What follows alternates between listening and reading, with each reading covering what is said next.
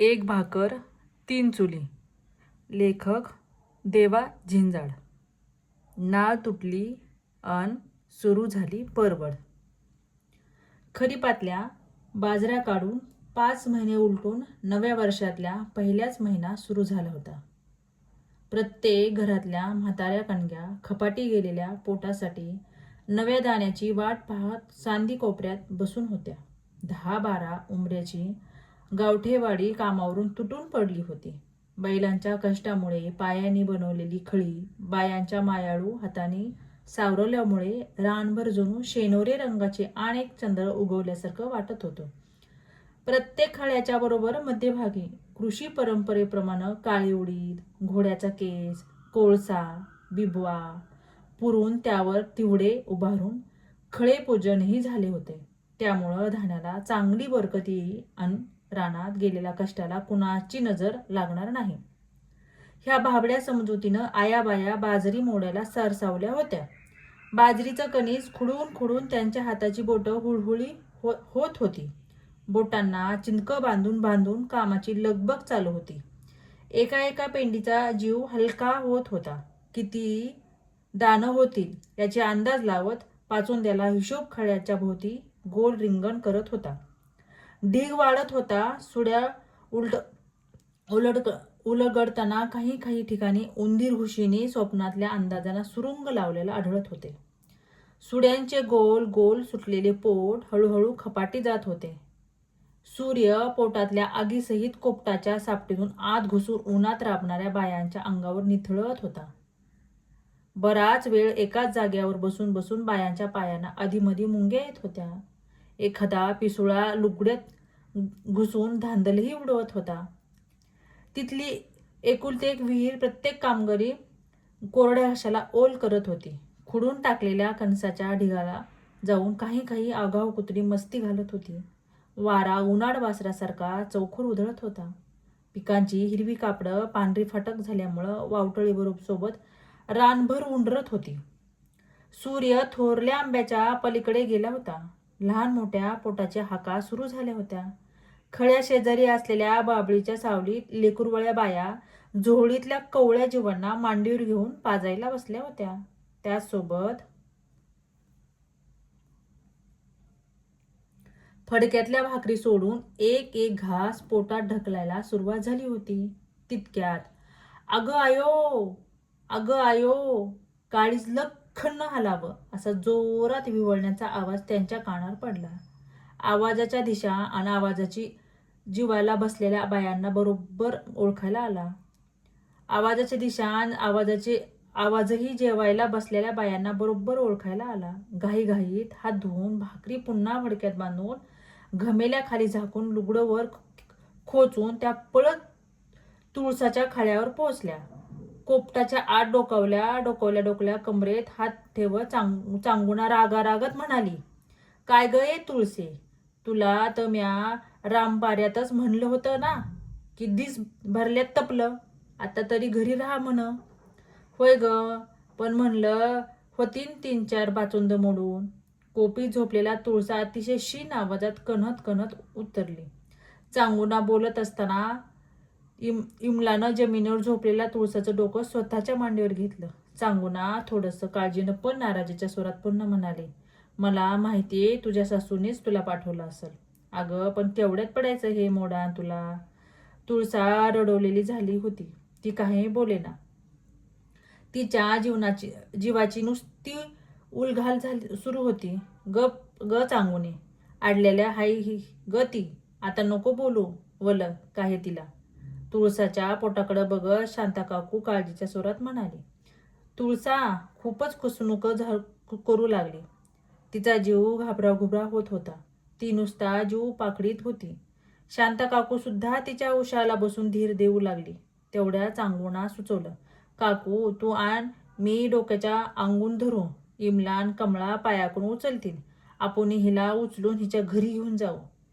त्यावर 50शीतली झुकलेली अनुभवी शांताकाकू तुळसाच्या ओटीपोटाकडे बघत काळजीनं म्हणाली, अगं चांगुने, नाही ग नेता यायचं एवढ्या लांबवर तिला.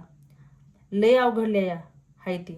अगं आपली इला पोत्याच्या झोळी करून त्यामध्ये झोपून घरी घेऊन ना.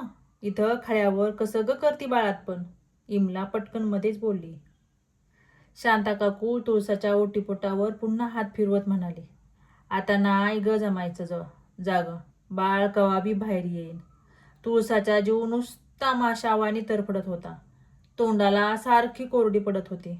टाचा घासून घासून सारवणावर रेघोट्या वाढत होत्या. सारवणाचे पोपडे निघत होते. हात आपटून आपटून बांगड्या फुटत होत्या. अवघडलेल्या बांगड्याची बिकट अवस्था बांगड्यांनी चांगली कळत होती. त्यांच्याही जीवाची तगमग वाढली होती. तुळसाच्या डोक्याखाली हात घालून तिला थोडंसं पाणी पाजताना तिची घालमेल पाहून शांताकाकू म्हणाले, इमला, या काम कर तू. पाटुकुनी वाड्यात पळत जा आणि झाटुकुनी नर्मदाबाईला जशी आहे तशी घेऊन ये. त्या म्हाताडीला बाळांपणातलं चांगलं कळतं या. हा, जाते काकू मी, असं म्हणून लुगडं खोचून घाईघाई ती वाकडी वाडीकडं पळत सुटली. तुळसाचा जीव नुसता कासावीस होत होता. घाम सुटू लागला. गर्भशयातल्या सिग्न जगाला निरोप देऊ बाहेर नवजग बघण्यासाठी पोटातला इवला जीव हळूहळू पुढे पुढे सरकत होता. एक एक क्षण व्याकुळ झाला होता. अशा अवस्थेत सगळ्याजणी तुळशीचं मनोधैर्य वाढत होत्या. अशातच चांगूना धीर देत सांगू लागली, अगं तुळसे, मला बिल्ले तारा झालता ग, पण बाळाचं त्वान नद्र पडलं, सगळं इसरी पडायला लागलं बघ. तुळसा मात्र डाव्या उजव्या बाजूला इकडून तिकडं मान फिरून फिरून दमून लागली. इतकी भयंकर काळा वाढतच चालल्या होत्या. घामानं तिचं पूर्ण अंग धबधबलं होतं. शांता काकूनं तुळसाच्या लुगड्याचा काष्टा करून पोटावरचा वरुटा सैल करून लुगडं ओटीपोट्याच्या वर ओढलं होतं. ओटीपोटाखालचं सगळं शरीर उन्हात पोळून निघत होतं. असह्य जीवघेण्या प्रसवकाळा नवऱ्याला ऐकू जायला पाहिजे असं तुळसाचं करून डोळे सांगत होते. तिचे गुराढोरासारखं विवळणं वावरत बांधलेल्या लेकुरवाळ्या गायांचा रवंद थांबवत होते. वरून सूर्यही आग ओकत होता. खालून भुईसुद्धा चटके देत होती. तिकडं इमला नर्मदाला घेऊन घाईघाईनं वाडीतून खळ्याकडे निघाली होती. तेवढ्यात वट्यावर बसलेली तुळसाची सासू बसल्या बसल्याच मिश्रीचा बोकणा भरत जोरात खेकसली. काय गे म्हातारडे, कुठं चालली एवढ्या लगबगीनं? नर्मदाबाईची काठी तबकली आणि ती म्हणाली, कुठं नाही ग धुरपदे. एवढंच बोलून ती इमलाकडं बघायला लागली, कारण तिला धुरपदाचा नगाड आणि भानकुदळा स्वभाव चांगलाच माहिती होता. ती स्वतःच्या सुनेला कायम पाण्यात बघत होती. तिला मरण मातीचा सासुरवास करत होती. हे सगळ्या वाडीला माहिती होतं. म्हणून सहसा कुणीच तिच्या नादी लागत नव्हतं. त्यामुळे इमला घाईतच गडबडीत सांगू लागली, अगं जिजे, तुझ्या सुनाच्या पोटात लय जोरात कळा येऊ लागल्यात. आता तिला मोकळी करायला नको काय मग? तवा चालले नर्मदा काकूला घेऊन, तू बी चल ग आमच्या संग. तिचं बोलणं ऐकून धुरपदा ताडकन जागून उठून जोरात डाफरली, अगं नर्मदे, तू चाललीस बाळात्मन कराया? होय माघारी म्हाताडे. नर्मदा बिचारी घाबरली. खळ्याच्या दिशेने बघत इमला घाईघाईत आणि काळजीनं विनमू लागली, अगं जिजे, तुझी सून हाय ना ग ती, उलट त्या बी याया पाहिजे तिकडं, तो बी याया पाहिजे तिकडं. इमले, तू नग लय मोहरचं रान नको हाणू. असं बोलत नथीचा हिसका देऊन धुरपदा सरपरात निघून गेली.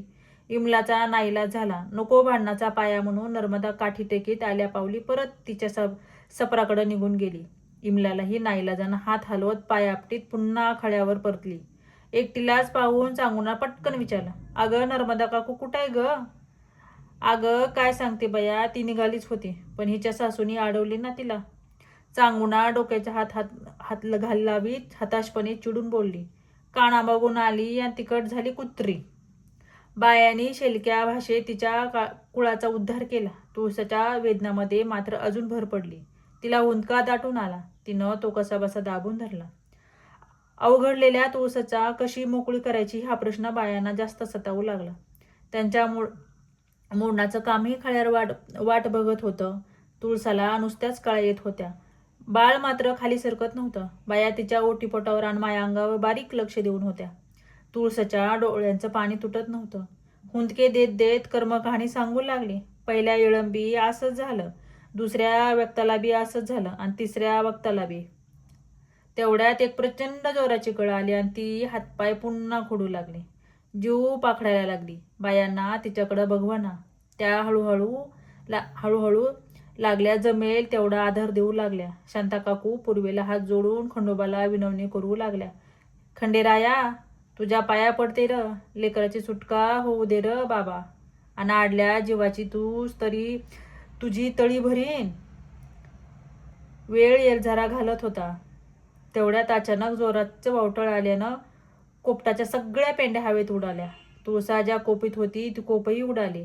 पालापाचोळ्याने आंधुळीनं बायांना झोडपून काढलं. तुळसा अजून घाबरून गेली. बायांच्याही काळजीत जास्त भर पडली. चांगुना आणि मुलाचं पेंड्या गोळा करून तुळसाच्या भोवती पुन्हा कोप बनवली. शांता काकूनं ओटीपटावरून पुन्हा हात फिरवून पाहिलं. सौम्य काळात तीव्र होऊ लागल्या. तुळसाच्या हालचाल वाढू लागली म्हणून बायाने तिला घट्ट पकडून ठेवलं. ती जीवाच्या आकांतानं विवळू लागली. जोरात उसासे टाकू लागली. बायांगातून बाळाचं डोकं दिसू लागलं. बायांच्या चेहऱ्यावर आनंदाचं जावळ भुरभुरू लागलं. असह्य वेदनाने तडफडतानाच तिनं पुन्हा एक जोराची किंकाळी मारली आणि बाळ अलगद बाहेर आलं. तुळसासहित अडलेल्या सगळ्या काळज्या सुटका झाली. बाळांना टाह्या करून सुखरूप पोहोचल्यानं सगळ्यांना सांगितलं. बाळ रडलं हे ऐकून गल्ली गात्र पडलेल्या तुळसाच्या चेहऱ्यावर हास्याची आणि समाधानाची मोठी लकेर उमटली. तिच्या जीवात जीव आला. डोळ्यांनी आनंदाश्रूच्या धारा वाहू लागल्या.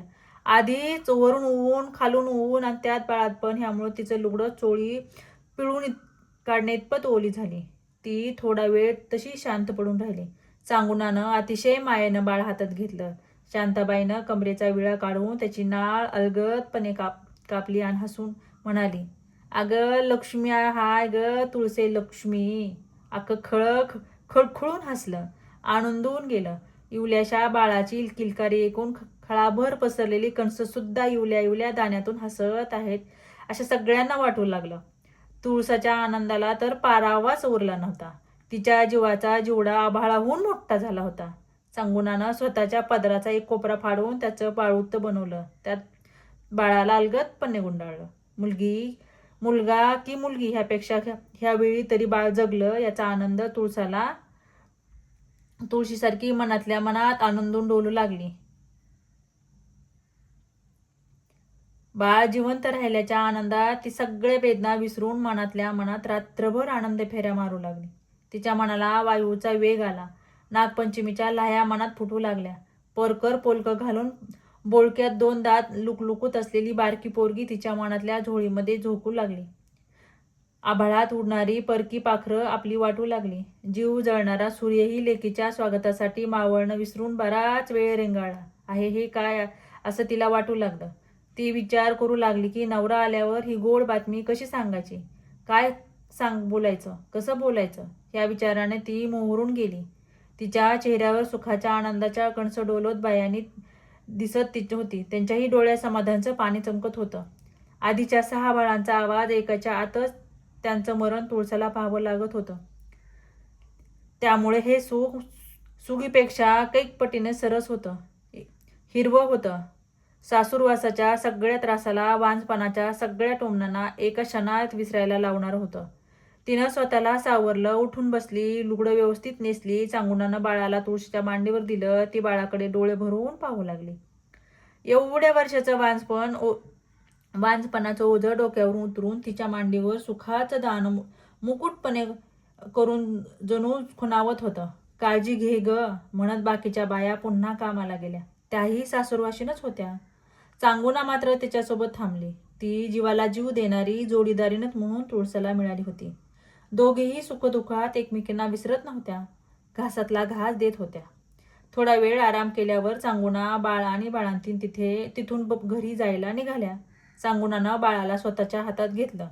ओली बाळंतपण तिच्या सफराच्या दिशेने आई झाल्याच्या आनंदात अभिमानाने हळूहळू पावलं टाकत चालली होती. दररोज पायाला चटके देणारी भुई त्या दिवशी मात्र थोडीशी मवाळ आणि शीतल वाटत होती. भुई भोई झाल्यासारखी वागत होती. सफराजवळ जाताना तुळसाच्या सासऱ्याने कातकरीन बसलेला होता. त्याला पाहून तुळसा मनातल्या मनात विचार करू लागली. इतक्या वर्षानं आपली कूस उजवून बाळ जगले म्हणावं. आपल्या सासरा आज लय आनंदी होईल. सासूला बी लय बरं वाटन. पण चांगुनाच्या हातातलं बाळ पाहून दुर्पदा मुरका मारून सपरात निघून गेली.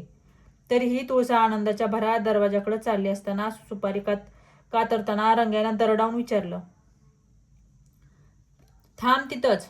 काय हाय? वसाचा दिवा हाय की फिदालडीची झाली या पुन्हा अंदा? आव मामांजी. तुळसा एवढंच बोलली, पण तिला थांबवत चांगुना आनंदाने भरात फुटफुटली, लक्ष्मी आली या, तुमच्या घरात लक्ष्मी. त्याच्या आईला तिच्या, असं म्हणून रंग्याच्या हातातलं आळकिता सुपारीच्या पोटावर एकदम जोरात आदळला. सुपारीचे 2 तुकडे होऊन हातातून निसटून वाट्यावर विखुरले. तुळसाकडं एक भेसूर कटाश टाकत तो तिच्यावर खेकसला, होय संग माग, पुढे येऊ नगस वस बुडवे. चांगुना बिचारी चरकली. इतक्या वेळ डोलत असणारं आनंदाचं झाड एका क्षणात सासऱ्यानं कापून टाकलं. 9 महिने अवघडलेला जीव कसाबसा खळ्यावर मोकळा झाला होता. पण स्वतःच्या घराच्या अंगणात 2 जीव पुन्हा अवखडून तिष्ठत उभे होते. अजून डोळेही न उघडलेल्या इवल्याच्या जीवाला पदराच्या आडसुद्धा उन्हाची तिरी पोळवत होते. चांगुनालाही हे सगळं पाहून फार वाईट वाटलं. तिलाही खळ्यावर जायची घाई होती. तिलाही सासुरवास होताच. बाळाला तुळसाकडे हातात देऊन ती नाईलाजानं कामावर निघून गेली. तुळसा बाळाला घेऊन वट्ट्यावर पावलं टाकणार तेवढ्यात रंग्या पुन्हा ओरडला, तुला एकदा सांगितलेलं कळत नाही का? धुरपे, हिला समजून सांग जरा. घरात यायचं काम नाही म्हणावं. तरीही तुळसा विनवणी करू लागली, अव मामांजी, मी काय आता सडी बाय हाय होय? अव एवढंसं लेकरू घेऊन कुठं जावं आता म्या? सुपारीचं 2 तुकडं उचलून बटव्या ठेवताना रंग्या पुन्हा खेकसला, कुठं बी जा, आय घाल तपली मसनात. कपाळावर आठ्यापिट्या पाडून दुर्पदा कमरेवर हात ठेवून सपरातून डाफरली, एकदा तुझ्या सासऱ्याने सांगितलं म्हणजे सांगितलं. तुळसा अगदी काकुळतीला येऊन विनवू लागली, अव आत्याबाई, तुम्ही तरी थोडं समजून घ्या मला. पण कुणालाही तिची व तिच्या बाळाची दया मात्र येत नव्हती. आधीच थकलेला जीव आणि त्यातच उभी राहून ती जास्त थोकून चालली होती. थोडीशी घाबरतच ती वट्यावर मांडी घालून मटकत बसली. एकदम रडवलेल्या आवाजात हातात धरलेल्या बाळाला कसंबसं सावरत हात जोडून ती पुन्हा विनंती करू लागली, अव मामांजी, मी पाया पडते तुमच्या. मपलं जाऊ द्या, पण तुमच्या नातीसाठी तरी आम्हाला घरात येऊ द्या. बटव्याच्या गाठीला जोरात हिसका देऊन रागा दात ओठ खात तो पुन्हा खेकसला, ते नातीचं कौतिक नको सांगू मला. एक तर तुझी कुस उजवत नव्हती आणि उजवली तर समद्या पोरीच झाल्या आणि त्या बी जागल्या नाहीत. हे कोण तुळसाला जरा हुंदकाच दाटून आला. कोपरीत हात घालून ती पुन्हा खेकसला. आता इकडून तिकडून पुन्हा आली झाली तर ती बी कार्टीच झाली. नुसती पोरीची लटांबळ लावली माग. जा कुठे बी तू, करीन दुसरी बायको माझ्या बळशीरामला. पोराच्या तोंडाकडे बघत डोळ्यातली आसव पुसत तुळसा पुन्हा केविलवाणी होऊन म्हणाली, आव पोर झाली ते मी काय आपल्या हातात हाय का व? रंग्या मात्र सुपारी चावून बोंबलत होता. रंगाचा बेरंग करत होता. नुकत्याच उगवलेला कोवळ्या कोंबाचा सख्खा आजोबा दारात ओंडका बनवून आडवा पडला होता. त्याला अजिबात दया येत नव्हती. तरीही तुळसा हात जोडून पुन्हा विनवण्या करतीच होती. खरं तर वाटत होतं की बाळ जगले म्हटल्यावर सासू सासरे आनंदी होतील, पण तसं झालंच नव्हतं. खरं तिच्याशी आधीपासून परक्यावानी वागत होतीच, पण इवल्याशा जीवाला सुद्धा तिचं त्यांनी परकच करून टाकलं होतं. सासूची बुनबुनही थांबत नव्हती. मिशारीचा गुळणा करताना ती पुन्हा टोमणे मारू लागली, पार वस बुडायची वेळ आली तरी पार होईना तुला. होत्यात त्या नुसत्या कार्ट्याच होत्यात. बाकीच्या 6 कार्ट्या जशा झाल्या मेल्या, तशी ही बिका नाही मेली बाया काय नो. हे कोण? तुळसा खूप चिडली. राग अनावर झाल्याने ती आवाज वाढवून बोलली, आत्याबाई, उगत तोंडाला येईल ते बघू नका. रंग्याचं लगेच मुंडकं हलवून तुळसाला इथून निघ म्हणून इशारा केला. तिच्या हक्काचं घर काही तासापूर्वी या जगात आलेल्या लेकीच्या विरोधात उभं राहिलं होतं. वंशाच्या देवासाठी लहानग्या पंथीचा रागराग सुरू झाला होता. जीव तोडून सांगूनही तिला घरात घेतलं जात नव्हतं. ज्या उंबऱ्यावरचा माप ओलांडून तुळसा घरात आली, त्याच उंबऱ्यावर इवल्या जीवाला ठेवून तिला आणि तिच्या बाळाला घरात घ्यावं म्हणून आसवं गाळत हातपाया पडावं लागत होतं. विनवण्या कराव्या लागत होत्या. ती अगतिक झाली होती. तिच्या डोळ्यातलं पाणी थांबत नव्हतं. तिच्या दोघांच्याही दगडी काळजाला पाजर फुटत नव्हता. डोळे पुसता तिनं शेवटचं विचारलं, अबो मामांजी, सांच्याला हे आलं की मग काय करायचं ते करा, पण तेवर तरी घरात येऊ द्या मला. एवढ्याशा लेकराला घेऊन मी कुठं जाऊ? मी आता पाया पडते हो तुमच्या. तिच्याकडं न पाहता रंग्यानं जास्तीच खवळला. कुठं बी आईनी जाऊ तुझी, लय झालं तुझं, निघ आता इथून. जर पुढं आली ना तर तंगडच तोडून टाके. तुळसा लेकीच्या काळजीपोटी नाईलाजानं वाट्यावरून उठली. सासू सासऱ्यांना नाही चापाडा तसाच चालू ठेवून सपराचा दरवाजा बंद करून घेतला. हातातल्या इवल्याशा जीवाला काय कल्पना ही तिचं या जगात कशा प्रकारे स्वागत चाललंय म्हणून. वाडीतली माणसं रानात कामाला गेली होती. माहेरही जवळ नव्हतं. नाईलाजानं ती तशीच घरामागच्या गुराच्या गोठ्यात गेली. गुरं रानात चारायला नेली होती. गोठा मोकळाच होता. त्या गोठ्यानं शेणामुताच्या वासासोबत छोट्या मालकिनीचं स्वागत केलं. गाईचं बाळ पाहणारा गोठा बाईचं बाळ गोठ्यात पाहत होतं. गोठा शहरात होता. तुळसानं मन भरून येत होतं. ती कोपऱ्यात मटकन बसली. शरीरापेक्षा ती मनानं जास्त थकली होती. खाली बसून इवल्या जीवाकडं तिनं पाहिलं. जन्मल्यापासून लेकराला आंघोळ मिळाली नाही, त्यासाठी पाणी पाहिजे. ते विहिरीतून आणावं तर बाजूबाजूला हंडा बादली सुद्धा काही नव्हतं. पोरीला एकटीला सोडून फार लांब जाणंही शक्य नव्हतं. गोठ्याच्या बाहेरच जनावराचा पाणी प्यायला ठेवलेला दगडाचा डोन तिला माहीत होता. त्यात पाणी थोडं होतं. एका हातात लेकराला धरून दुसऱ्या हातानं गोठ्यातलं एक शेण भरायचं घमेलं घेतलं.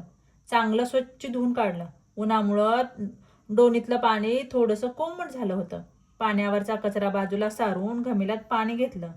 ज्या डोणीतून जनावरं पाणी पिऊन तहान भागवत होती, त्याच डोणीत पाण्यानं पोरीला आंघोळ घालताना तुळशीचं मन गहिवरून येत होतं. गाईनं वासराला जिभेवरून चाटून पुसून काढावं तसं तिने लेकीला पदरानं हळूवारपणे पुसून काढलं आणि थानाला लावलं. त्या कोवळ्या बाळाला ओठाचा स्पर्श तिचं सगळं अंग शहारलं. शरीरातलं सगळं रक्त दूध बनून स्त्रवू लागलं. तिचा ऊर भरून आला. दुधापेक्षा काही पटीने तिच्या डोळ्यात जास्त पाना फुटला. कारण इथून मागं पाना फुटला होता, मात्र ते निरागस कोवळे ओठ दुधानं ओले होण्याआधी जग सोडून गेले होते. त्यानंतर कित्येक महिने लेकराच्या आठवणीने आलेला अख्खा पाना पिळून टाकावा लागत होता. पण ह्यावेळी मात्र तसं झालं नव्हतं. म्हणून हे सुख तिच्या भोवती फेर धरून नाचत होतं. पोर थोडंसं दूध पिली. दूध पिता पिता तिचे डोळे झाकू लागले. त्या जगात येण्याचा अवघड प्रवास करून ती थकली होती. शिनल्या शरीरानं ती मांडीवरून गाढ झोपली गेली. तिच्या मिटलेल्या चिमणीसारख्या बारकुल्या डोळ्याकडं बघत बघत तुळसा विचार करू लागली. कोण्यावाने दिसल ही मपली पोर? बापावर पडलं की मपल्यावर पडलं? तिच्या आनंदाला पारा उरला नव्हता. कोण्यावानी बोलल हे पोर? अगं चिमणे, बोल की मायाशी. माया एकटीचं काय बोलून राहिली? माय लेकराच्या अशा गोड गप्पा ऐकता ऐकता गोठा मोठा होत होता, समृद्ध होत होता. हे सगळं बघून गहिवरत होता. कामाला गेलेला नवरा कधी घरी येतोय आणि कधी त्याला बाळ दाखवते असं तिच्या मनाला झालं होतं. ती उतावीळ आणि प्रचंड अधीर झाली होती. त्या कोवळ्या जीवाच्या नशिबात धड पांघरून सुद्धा नव्हतं. गरीब घरात मनानं सुद्धा दळिद्री माणसं नशिबाला आली होती. जन्मालाच नाळ तुटली आणि निरागस पावलांची नशिबात अशी परवड सुरू झाली होती. चांगुणानं गुंडाळलेलं बाळूतं ओलं झालं होतं. त्यामुळं अधिकच ठिगळ देऊन नसलेला स्वतःच्या लुगड्याचा पदराचा तुकडा फाडून तिनं त्यात पोरीला गुंडाळलं, मांडीवर झोपवलं. सकाळपासून तुळसानं काहीच खाल्लं नव्हतं. पोटात खूप आग पडली होती. ओली बाळंतपीण म्हटल्यावर तिच्या पोटात काहीतरी जाणं गरजेचं होतं. हक्काच्या टोपल्याकडे जाता येत नव्हतं. शेजाऱ्या पाजाऱ्याच्या टोपल्याकडे बाहेरून कुलूप होतं. उन्हानं लाही होत होती. कोरभर भाकर देणारं आसपास कुणीच दिसत नव्हतं. काहीतरी खायला मिळेल या आशेने तिला वाटलं खळ्यावर जावं, पण लेकराला सोडून एवढं लांब कसं जावं तिला कळेना. एवढूच लेकरू गोठ्यात एकटं टाकून गेल्यावर कुत्रं बित्रं जर आलं आणि लेकीला, या विचारानं तिच्या काळजात चर्र झालं. गोठ्याला दरवाजाही नव्हता. पोट जर आतून जोराजोरात हाका मारत होतं. ती बाहेर आली. वलनीवरचं तिच्या नवऱ्याचं धोतर वाळत होतं. तिने ते आणून त्याच्या झोळी तयार केली. जास्तीत जास्त उंचीवर बांधली. 2-3 वेळा हिसका देऊन निसटणार नाही याची पक्की खात्री केली. उंचावर झोळी बांधल्यामुळं कुत्र्याची भीती राहिली नव्हती. पोरीला झोळीत झोपवलं. भाकरीच्या आशेने खळ्याकडे जायला निघाले. झपझप पावलं टाकी चांगुण्याच्या खळ्यावर पोचले. अगं चांगुणा, पोटात लय आग पडली ग. तिकडं मामाजी घरात नाही घेतलं बघ आम्हाला. थोडाफार घास तुकडा असेल तर देतीस का ग मला? दूध तरी यायला नको का ग लेकीसाठी? चांगुणाला फार वाईट वाटलं. ती तुळसाच्या सासूसऱ्याचा उद्धार करतच उठली. फडक्यात उरलेली भाकर आणि लसणाची चटणी देत तिला म्हणाली, एवढीच राहिली ग, खा तेवढी तरी. चांगुणा संकटाच्या वेळी उभी राहत होती. ते भाकरीचं हेंडकं घेऊन तुळसा पळतच पोरीच्या ओढीनं लगबगीनं गोठ्याकडे निघाली. येताना तिच्या मनात नाही नाही ते विचार यायला लागला. सासरा जर पोरीजवळ आला आणि त्या पोरीला काही नाही केलं तर? तिचा जीव घाबरा झाला. इचुकाटा जर झोळी शिरला तर? बाळणपणा शीण झालेलं थकलेलं शरीर असूनही ते वेगानं पळू लागलं. गोठ्यात पोचली. झोळीकडे गेली. लेकीला पाहिलं. तिचा जीव भांड्यात पडला. तिथंच गवणीच्या बसून झोळीतली गोड सुखाकडे बघत बघत लसणाची चटणी आणि भाकर तिने खाऊन घेतली. त्यामुळं पोटातली आग शांत होऊ लागली खरी, पण तोंडात मात्र तिखटानं भाजू लागलं. नाईलाजानं पुन्हा गुराच्या वाट्याचं लोणीतलं पाणी तिने उंजळीनं ढसाढसा पिऊन घेतलं. आधीच तोंड भाजलेलं आणि त्यात वरून कोमट पाण्याने तिला अजूनच कसं तरी झालं. ती हुसहुस करू लागली. तरीही तुळसानं ते डोळे मिटून सहन केलं. ती खूप थकून गेली होती. आता नवऱ्याची वाट पाहत बसून एवढंच तिच्या हातात होतं. नवरा दिवसभर लोकांच्या लाकडं फोडायचा, झाडं कापायचा, गावोगावी जायचा, पण कधी कधी मात्र जास्त काम असलं की तो ज्यांच्याकडे गेलेला असायचा त्यांच्याकडेच मुक्कामाला सुद्धा राहायचा. त्या दिवशी दिवस मावळेपर्यंत तिनं त्याच वेड्यासारखी वाट पाहिली. लेकीच्या जन्माची खबर ऐकून नवऱ्याला उजळलेला चेहरा कधी बघेल असं तिच्या जीवाला झालं होतं. तोवर पोर दोनदा उठवून दूध पिऊन पुन्हा झोपली. हळूहळू अंधार उजेडाला गिळू लागला. दिवे लागण सुरू झाली, पण तिच्या लेकीच्या काही तासांच्या आयुष्यातला उजेड मात्र स्वतःच्या आजोबांनी ओरबडून घेतला होता. दिवस तर कसाबसा ढकलला होता, पण रात्री इथं कसं राहायचं हा प्रश्न तिच्या मनाला डासापेक्षा जास्त डसू लागला. गुरांच्या गळ्यातल्या घुंगराचा आवाज हळूहळू जवळ येऊ लागला. बाहेरची वासरं दाव्याला हिसडा देऊ लागली. तुळसा स्वतःशी बोलू लागली, आता जर गुरं गोठ्यात आली तर आपुण्या पोरीला घेऊन जायचं कुठं? तेवढ्यात गुरं दमून भागून टम जगून आली होती. हातातली काठी खाली टाकी धाकटा दी जयराम आला. चकित होऊन विचारू लागला, अगं वहिने, इथं काय करते ग? अव भाऊजी, पोर झाली या. तवा झोळी बांधून बसले इथं. अरे वा. त्याला खूप आनंद झाला. तो पटकन झोळीजवळ गेला. आत डोकावून पाहिलं, पण कडूस पडल्यासारखं त्याला पोरगी नीट दिसली नाही. तरी तो कौतुकानं म्हणाला, लय गोड हाय पोर वहिने. पोर झाल्यापासून घरातलं कोणीतरी पहिल्यांदा पोरीला चांगलं म्हटलं होतं, म्हणून तुळसाचं मन भरून आलं. गायांच्या गळ्यातल्या पायखुणा सोडताना जयरामनं विचारलं, अगं मग वहिने इकडं का म्हणून थांबलिया? सपरा जायचं ना तिकडं? मला काय हाऊस आली या वय भाऊजी इथं राहायची, पण मामांच्या नात्याबाई घरातच येऊ देणार. थांब वहिने, मी विचारतो डंगऱ्याला. मला माहिती या त्या लय लंगाड आहे. असं म्हणून गुरं बांधून तो तावातावात घरात गेला, पण घाबरतच बापाला विचारू लागला, अरे त्या वहिनीला का घरात घेईना? इवल्याशा बाळाला घेऊन ती तिकडं गोठ्यात बसली या. जयऱ्या, तू गप बस. नको वकिली बनू त्या वसबुडवीची. तपकिरीचा बार ओढत रंग्या खेकसला. अरे पण तिचं जाऊ दे, त्या लहान बाळाचा तरी विचार कर. राची कसं काय राहील ते रे गोठ्यात? तू बी तिकडंच राहाय जा. आला वहिनीच्या पुळक्याचा. जोराच्या शिंकेसोबत त्याने दम दिला. त्याला बापाचा राग माहिती होता. तो गेल्या पावली निराश होऊन परत गोठ्यात आला. हताश मनानं सांगू लागला, नाही ग वहिने, त्या नाही ऐकत. लय बेकार डंगार आहे तो. मला माहिती हो भाऊजी, आपल्या घरात तुमच्या बापा पुढं कोणाचं बी चालत नाही. नका वले जीवाला वाईट वाटून घेऊ. ते आले की करतील काहीतरी. बरं वहिने, पोरीला जरा झोळीच्या बाहेर काढती का ग? आपण ही झोळी एका कोपऱ्यात बांधू, म्हणजे गुरं एका बाजूला राहतील आणि पोर एका बाजूला राहील. तिनं पोरीला झोळीतून बाहेर काढली. झाल्यापासून ती लेकराच्या नुसती परवडत चालूच होती. जयरामनं झोळी सोडून एका बाजूला बांधून दिली. तिला पुन्हा झोळी झोपवली. नवऱ्याच्या वाटेकडे ती पुन्हा डोळे लावून बसली, पण त्या दिवशी तो आलाच नाही. आजूबाजूच्या घरामध्ये समजलं की तुळसाला मुलगी झाली, पण तिला सासू सासऱ्याने घरात सुद्धा घेतली नाही. एवढं असूनही तिच्या मदतीला कुणीच पुढं आलं नाही. लोक फक्त हळहळत राहिले, पण काही करून शकली नाहीत, कारण तुळसाच्या सासू सासऱ्यांचा भानकुदळा स्वभाव सगळ्यांच्या माहिती होता. थोड्या वेळानं गाईचं दूध काढायला जयराम पुन्हा गोठ्यात आला. त्यानं दूध काढायला एक कळशीसोबत सड धुवायला बादलीत पाणी आणलं. जाताना दुधाची कळशी तो घेऊन गेला, पण पाण्याची एक बादली मात्र मुद्दाम गोठ्यातच ठेवून गेला, जेणेकरून तुळसाला पाणी पिता यावं. जाता जाता त्यानं एक जुनं गाडगं धुवून त्यात दूध ओतून तुळसाकडे दिलं. पोर मध्ये मध्ये जागी होऊन रडत होती. ती तिला जोपर्यंत जोजवीत होती, धुपटून धुपटून पुन्हा झोपवीत होती. रंग्याचा डोळा चुकवून अंधाराचा फायदा घेत जयराम चांगुण्याच्या घरी गेला. तिला सगळं माहिती होतंच. एक भाकर आणि थोडंसं कोड्यास तिच्याकडे घेऊन माघारी तो निघाला खरा, पण रंग्या बाहेरच वट्ट्यावर पांडवाशी बोलत बसला होता. त्याला दिसला. जयरामनं त्याला लांबून बघितलं. त्यानं शक्कल लढवली. 2 पेंड्या घेऊन त्यात कोड्यास भाकर दडवून तो गोठ्याकडे निघाला. तेवढ्यात रंग्याने त्याला हटकलंच. अय जयऱ्या, रातच्या कान्या वैरण टाकतो रे गुरांना. जयराम थोडा चाचरत बोलला. अरे ती तांबडी गाय चांगली चरली नाही आज रानात, तेव्हा टाकतो तिला 2 पेंड्या. खरं तर 4 पायांची तांबडी गाय नाही तर 2 पायाची लेकरवाळीन बाई गोठ्यात भुकेली पोटात तिष्ठत बसली होती. जयराम गायला आणि बाईला दोघांनाही खायला देऊन पटकन माघारी फिरला. भावजाईसाठी तो भावासारखा धावून जात होता. तुळसा अंधारातच एक एक घास पोटात ढकलत लागली. सासू सासरे गोठ्यात येण्याच्या भीतीने ती चोरासारखी गुपचूप भरभर खाऊन भाकर खाऊन टाकली.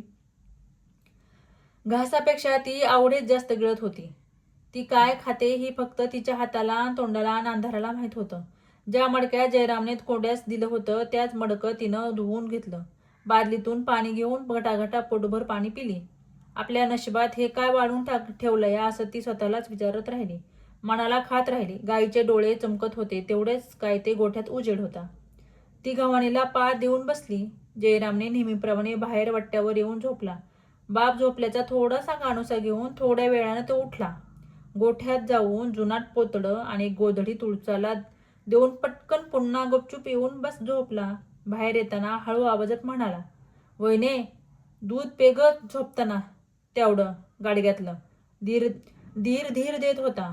तुळसाचे डोळे पाजरत होते. थंडी पडली होती. खरं तर ओल्या बाळंतिणीची उभीची गरज असते, पण तिच्या नशिबात शेक नव्हता. जयरामनं आणून दिलेली गोधडी तिने पोरीच्या अंगावर टाकली. लुगड्याच्या पदराच्या एका पिसुऱ्यात तिनं स्वतःचं डोकं घट्ट बांधलं. अंधार गुडबुडूक झाला. पोरगी रडायला लागली की फक्त परशाने चापचून तिला पाहता येत होतं. हाताची बोटं जणू डोळे पोरीला बघत होतं. थानाला लावल्यावर ती चुटू दूध पित होती. आईला बाळ दिसत नव्हतं आणि बाळाला आई दिसत नव्हती, पण थानातून येणाऱ्या पांढऱ्या शुभ्र दुधानं अवघा गोठा प्रकाशात होता. पोर हातपाय हलवत होती. गोठ्यातलं गोधन डोळ्यातल्या बाहुल्यांनी पोरीची दृष्ट काढत होती. गळ्यातल्या घंट्याने छोट्या मालकिनीचं कौतुक चालू होतं. धीर आणि आसरा देणारा निर्जीव गोठा हा वंशाचा दिवा मागणाऱ्या माणसापेक्षा कैक पटीने मोठा मनाचा वाटत होता. खाली पोतं अंथरून अंगावर गोधडीचा एक कोपरा घेऊन ती डोळ्यात तेल घालून जगत होती. गुरांच्या मुतानं खाली अंथरलेलं पोतं हळूहळू भिजत चाललं होतं. ओल्या पोत्यावर झोपून पोर गारठू नये म्हणून ती काही मिळतंय का ते बघितलं. बाहेर आली. रात्रीच्या वेळी कुणाकडून काय आणावं, कुणाला उठवावं हे तिच्या मनाला प्रश्न पाडला होता. मग तिनं डोकं चालवलं. कडब्याच्या 4 पेंड्या वळहीतून तिनं ओढल्या. चांगल्या झटकल्या. गोठ्यात आणून खाली अंथरल्या. त्यावर अर्धी गोधडी अंथरून अर्धी गोधडी पोरीच्या अंगावर पांघरली. खरं तर मेलेल्या माणसाला तिरडीवरच्या पेंड्यावर झोपवलं जातं, पण तुळसाच्या लेकीला मात्र जन्मल्यापासूनच जिवंतपणाची पेंड्यावर झोपावं लागलं होतं. तुळसालाही प्रचंड झोप लागली होती, पण काळजीपोटी ती झोपतच नव्हती. अंगावर काहीच पांघरायला नसल्याने आणि ओली बाळंतीण नसल्याने तिला खूप थंडी वाजत होती. पोरीच्या शेजारी ती नुसती नावाला पडून होती. पोरीला काहीतरी चावत होतं. ती केविळवाण्या आवाजात कळवळत होती, पण तुळसाला काही दिसत नव्हतं. ती अंदाजच पोरीच्या सगळ्या अंगावरून हात फिरवत होती. जास्तीत जास्त काळजी घेत होती. तिच्या मनात विचाराचं काहूर माजलं होतं. या पोरीच्या आधी गर्भाशयातून डोळे मिटून जन्मलेल्या अभागी 6 पोरींच्या आठवणी तिला आनंदाच्या क्षणी सुद्धा खूप व्याकुळ करत होत्या. शेजारी बसलेल्या गायीसारखी ती हंबरत होती. अवंडा गिळत होती. डोळे उघडच्या आतच जग सोडून गेलेल्या पोरींच्या आठवणी तिचे डोळे अधूनमधून पाणवत होते. त्या अर्भकाच्या न ऐकलेल्या किलकऱ्यांच्या तुळसाचं आयुष्य आधीच बहिर झालं होतं. पहिल्या वेळी जेव्हा पोर झाली आणि ती रडलीच नाही, तेव्हा बायाने तिला भाडेपणाचं सटूबाईचा अंगारा लावला होता, पण तरीही ती पोर जगली नव्हती. त्यानंतर माझ्या बाळाला पुरू नका, माझ्या बाळाला पुरू नका, त्याचा श्वास गुदमारल असं म्हणून कितीतरी वेळ तुळसानं पहिल्या पोरीला पुरूच दिलं नव्हतं. इवल्या समृद्ध जीवाला ज्या बांधावर पुरलं होतं तिथं जाऊन तुळसा कित्येक दिवस धाय मोकलून रडत बसत होती. त्यानंतर जन्मलेलं पण जिवंत न राहू शकलेल्या 5ही पोरींच्या आठवणीने तिला कित्येक दिवस पुन्हा पुन्हा पाना फुटत होता. अनावर झालेला पाना नारळाच्या करवंडीत पिळून तिनं पोरीला जिथं पुरलं तिथं नेऊन ठेवायला ती विसरत नव्हती. सणावाराला घासतुकडा सुद्धा ठेवत होती. 9 महिने पोटात वाढलेल्या 6 अबोल गोळ्यांच्या बाळ माचनात्याला ती जीवापाड जपत होत्या. लांडगे, कोल्हे, तरस, कुत्री, बांध उकरून आधीच मेलेल्या बाळांना इजा करतील ह्या भीतीनं ती रात्र नवऱ्याला घेऊन तिथं राखण करत बसत होती. बोराडीच्या काट्याकुट्या आजूबाजूने लावत होती. त्यानंतर कित्येक रात्री ती दचकून उठत रडत होती. अशा अनेक जीवघेण्या आठवणी रवंद करून गुरमुक्या कानाने ऐकत होती, थपकत होती. रवंद थांबून शहारून जात होती. तुळसाचं लग्न 9व्या वर्षीच झालं होतं. माहेचं खळं गरीब म्हणून सासचं खळं सुद्धा गरीब मिळालं होतं. लग्न होऊन 13 वर्ष झाली होती, पण झालेलं मूल जगत नव्हतं. म्हणून सासू सासऱ्यांना घालून पाडून बोलणं खात जगावं लागत होतं. जात वाढत होती. जगणं नकोसं झालं होतं. घराच्या गरिबीमुळं दवा दारू करून सगळं शक्य नव्हतं. तेवढं देव जेव्हा पोटपाणी पिकवल तेव्हा पिकवल असं म्हणण्याशिवाय तिच्याजवळ दुसरा पर्याय नव्हता. नवरा चांगला स्वभावाचा मिळाला, पण सासऱ्याचा स्वभाव अतिशय रागीट, भांडखोर, कुचका, नगाड, रंग्या हा नावाप्रमाणे रंगेल आणि रंगलेलाही होता. स्वतःच्या बायकोला सुद्धा तो गुराढोरासारखा मारायचा. त्याची पहिली बायको चांगली होती, पण ह्याच्या जाचामुळं ती लवकरच मेली. तिच्या मागं त्यानं दुसरी बायको केली. तीही त्याच्यासारखी कजाग निघाली होती. रात्रभर विचार करून करून तिचं डोकं दुखायला लागलं होतं. दोघांनाही मच्छर चावत होतं. पोर सतत कळवळून उठत होती, रडत होती. कधी झोळीत तर कधी मांडीवर घेऊन तुळसा तिला झोपवत होती. जागून जागून आणि बसून बसून तिच्या कमरेचा तुकडा पडायची वेळ आली होती. थंडी वाढत चालली होती. तुळसा पोरीला मांडीवर घेऊन खालची गोधडी अंगावर घेऊन टिटवीची अंडी खाल्ल्यासारखं जागीच होती. अंधाराच्या उरीत धडकी भरवत उद्याची प्रकाशवाट पहाट गाववासरांच्या सोबत गोठ्यात डोळे उघडू लागली होती. शेणकूर सुरू झाला होता. बापाला काही समजू नये म्हणून रात्री दिलेलं पोतं आणि गोधडी नेण्यासाठी जयराम पहाटच गोठ्यात येऊन गेला. पुन्हा थोड्या वेळानं गुरं सोडायला आला. पोरीला बघितलं, खुश झाला. गाईच्या गळ्यातली घंटी त्यांनी पोरीला वाजून दाखवली. रानात गुरं घेऊन निघताना स्वतःसाठी भाकर त्यानं तुळसाला दिल्यावर ती म्हणाली, "अहो भाऊजी, न्या तुम्हाला भाकर. मी खाईन पोरांच्या, राहू दे वहिने तुला." पोरीला मायना पाहत पाहत त्यानं गुरं सोडले. गुरं घेऊन गायरानात गेल्या एका जोडीदाराला त्याच्या गुरावर लक्ष ठेवायला सांगून तो तुळसाच्या नवरा जिकडं कामाला गेला तिकडं त्या रस्त्याला लागला. ही गोड बातमी कधी एकदा दादाला सांगणं असं त्याला झालं होतं. त्याच्या पायाला तरंडपांड गड्याच्या बैलाच्या पायाचा वेग आला होता. जिथं काम चालू होतं त्या अळकुटी गावाच्या रानात तो पोहोचला. दम बीम खायच्या आतच तो जवळ जाऊन अतिशय आनंदाच्या घरात लाकडं फोडणाऱ्या भावाला सांगू लागला, "आर दादा, तुला पोरगी झाली पोरगी. आण आण आण. आर ती जित्ती बी हाय. एकदम मस्त र पोर, गरीब पान." अरे काय बोलतोय जयराम? त्यानं पटकन घामाजलेल्या अंगानं जयरामला मिठी मारली. दोघांचाही आनंद हा फोडलेल्या धपल्यांपेक्षा चेहऱ्यावर विखुरला. चारही डोळे भरून आले. लाकडं फोडताना काढून ठेवलेला सदरा त्यानं पटकन अंगात घालून पुढचं काही ऐकून घ्यायच्या आतच खाली हातातली कुऱ्हाड तशीच तिथल्या धन्याकडे देताना हसत हसत विचारलं, "मालक, जाऊ का मी? मला पोर झाली या." "होय होय, ऐकलं म्या. पण आर बळशीराम, ही एवढी 2 ढोकळं तरी फोडून जा." अंगात हत्तीचं बळ संचारल्यासारखं त्यानं 4 ढोकळी मारून पटापटा धपल्या पाडल्या. लगेच तो घराच्या दिशेनं पळत निघाला. लेकीच्या ओढीनं आणि बायकोच्या कौतुकासाठी घोड्याचं पाय स्वतःला बसवल्यासारखं तो पळू लागला. जाताना मध्येच थांबून त्यानं वाण्यामध्ये तोंड गोड करण्यासाठी थोडासा गूळ घेतला, कोपरीच्या खिशात घातला, पुन्हा पळू लागला. कधी एकदा घरी पोहोचेल असं त्याच्या जीवाला झालं होतं. पळताना त्याला कशाचंच भान उरलं नव्हतं. डोक्यावरचा फटका घामानं पूर्ण जड झाला होता. पण तरीही त्याला जाणीव नव्हती, तमा नव्हती. गाव दिसू लागला. गावडेवाडीच्या मधून येणारा गटार गाडीच्या रुंदीचा रस्ता थेट मावळणारा गावठाणात शिरून मुक्ताबाईच्या देवळाजवळ डोकं वर काढत होता. त्या देवळाजवळ बळशीरामाना पोहोचला तेव्हा घोड्यावरून कामानिमित्त रस्त्याने चाललेल्या इंग्रजाच्या मराठी सैनिकाच्या बाळशीरामाला का पळतोय र म्हणून हटकलं. पण पळण्याचं गोड कारण त्याला सांगून धोतर खोचून मोठ्या मोठ्या ढांगा टाकत तो इवल्या जीवाच्या बेटीच्या ओढीनं पुन्हा पळू लागला. आभाळा एवढ्या आनंदानंच तो वाडीत पोहोचला. त्याचा ऊर अभिमानानं भरून आला होता. इकडं तिकडं न बघता तो थेट त्याच्या सपरात गेला. पण तिथं बाळ आणि बाळंतीण दोघंही त्याला दिसेनात. म्हणून त्यानं आनंदाच्या भरात आपल्या बापाला विचारलं, आरम आपल्याली पोर कुठं आहे? पोरीची आय कुठं आहे? जा तिकडं गोट्यात आणि तू बी येऊ नगच इकडं. रंग्या त्याच्याकडं खालीवर बघत डाफरला. काय झालं हे विचारायला आणि बापाच्या नादी लागायला ती योग्य वेळ नव्हती. म्हणून तो तसाच घाईघाईत गोठ्याकडे गेला. आत डोकावलं. गेल्या गेल्या त्याची नजर लेकीला आणि तुळसाला शोधायला लागली. त्याला आभाळ ठेणगं झालं होतं. पण मन खूप अधीर होऊन गेलं होतं. कधी एकदा लेकीचा चेहरा पाहिल असं त्याला झालं होतं. तिथं सुद्धा दोघं दिसत नव्हत्या. पण त्याला तिथं बांधलेली झोळी मात्र दिसली. तो पटकन आशेनं झोळीकडे गेला. पण झोळीत रिकामीच आढळली. त्याच्या मनात शंकेची पाल चुकचुकली. काळजात चर्र झालं. कारण इथून मागं जन्मताच डोळे मिटलेल्या मुली त्याला आठवल्या. तुळसा सुद्धा तिथं दिसना. त्यामुळे त्याला जास्तीच काळजी वाटू लागली. नकळत त्याच्या डोळ्याच्या कडा ओल्या झाल्या. तो परत पटकन बाहेर आला. तेवढ्यात त्याला विहिरीच्या रस्त्यानं गोठ्याकडं चालत येणारी तुळसा दिसली. तिच्या डोक्यावर पाण्याने भरलेला डेरा होता. नवऱ्याला पाहून तिला हायसं वाटलं.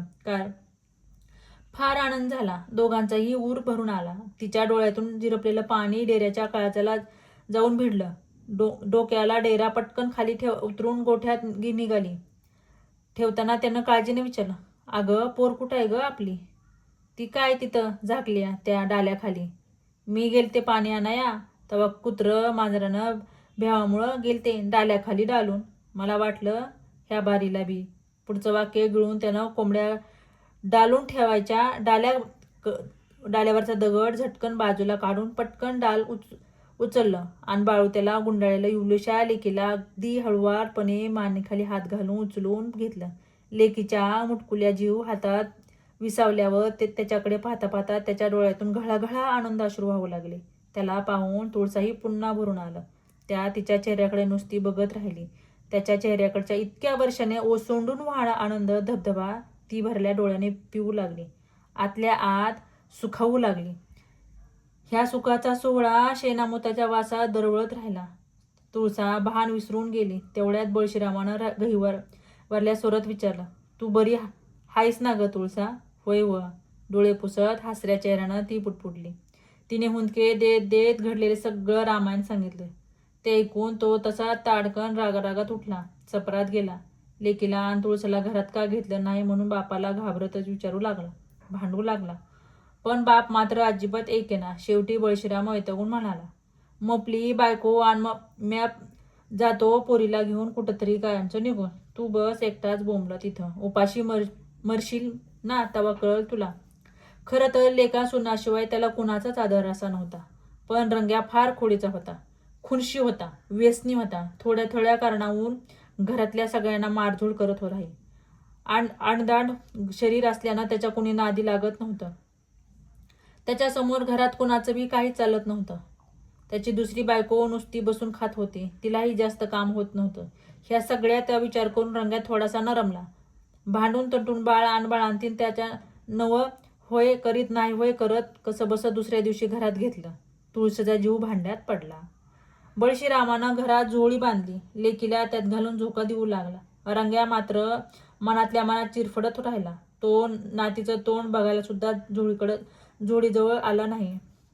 त्यानं आयुष्यभर तुळसाचा आणि तिच्या लेकीचा प्रचंड रागराग केला. तिरस्कार केला. हे सगळं सहन करत तुळसा मात्र खंबीरपणे नांदत राहिली.